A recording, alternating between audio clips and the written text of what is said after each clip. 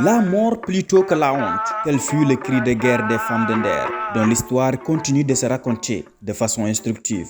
Quelle est l'histoire de ces braves femmes? Dans cette vidéo, nous reviendrons sur les moments clés pour comprendre les soubassements de la journée du 7 mars que le Sénégal célèbre chaque année. N'oubliez pas de vous abonner et d'appuyer sur la cloche de notification pour recevoir nos prochaines vidéos. Le Waalo était un royaume situé sur les rives du fleuve Sénégal. Fondé par les Wolofs au XIIe siècle, ce royaume va être par la suite un vassal du Grand Jolof avant de retrouver son autonomie en 1549. Dirigé par le Brak, il était délimité au nord par le royaume du Trarza, à l'est par le Fouta Toro, à l'ouest par l'océan Atlantique et au sud par le Kayor et le Jolof. Du fait de sa richesse, le Waalo constituait un carrefour qui regroupait les Toucouleurs et les Maures pour les échanges commerciaux.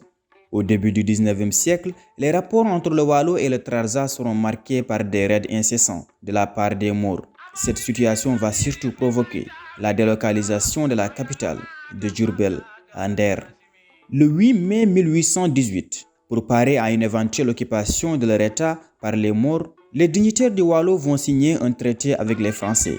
C'était le traité de Ndiao, un pacte signé sous l'égide du Brak Amar Fatim Barsambodj. De peur de perdre leur influence dans le royaume, les Maures vont prendre d'assaut la capitale Nder, alors que le Brak était parti à Saint-Louis avec plusieurs dignitaires pour se soigner d'une blessure contractée lors de la bataille du 21 septembre 1819.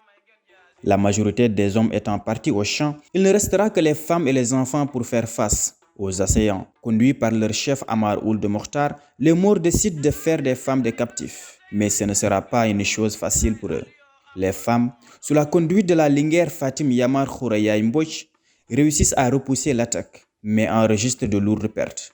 Tenues en échec, les Maures se replient et programment une deuxième attaque. Conscientes qu'elles ne pourront pas résister, la linguère et ses braves sœurs s'immolent par le feu, préférant ici la mort à la captivité. Le sacrifice des femmes de Nder prouve que la femme sénégalaise a toujours fait un don de soi pour la patrie. En effet, elle joue un rôle de sentinelle dans la société. La communauté internationale fête la femme le 8 mars, mais le Sénégal, pour sa part, doit célébrer la femme le 7 mars, car ce fut une date de libération. Cette journée doit être un moment d'introspection. Où en est-on encore avec la place de la femme dans notre société? Halte au débat féministe, car la femme n'a pas à quémander sa place, mais elle doit plutôt montrer ses aptitudes et l'arracher par toute dignité, comme l'ont fait les femmes de Nder. La femme occidentale ne doit en aucun cas être notre modèle.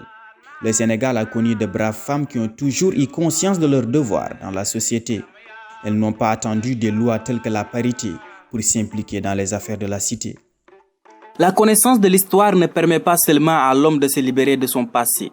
Elle l'aide aussi à comprendre ses problèmes actuels et à saisir le sens de son devenir. Nous voilà à la fin de cette vidéo. Pour soutenir notre chaîne, veuillez aimer, commenter et partager. À la prochaine.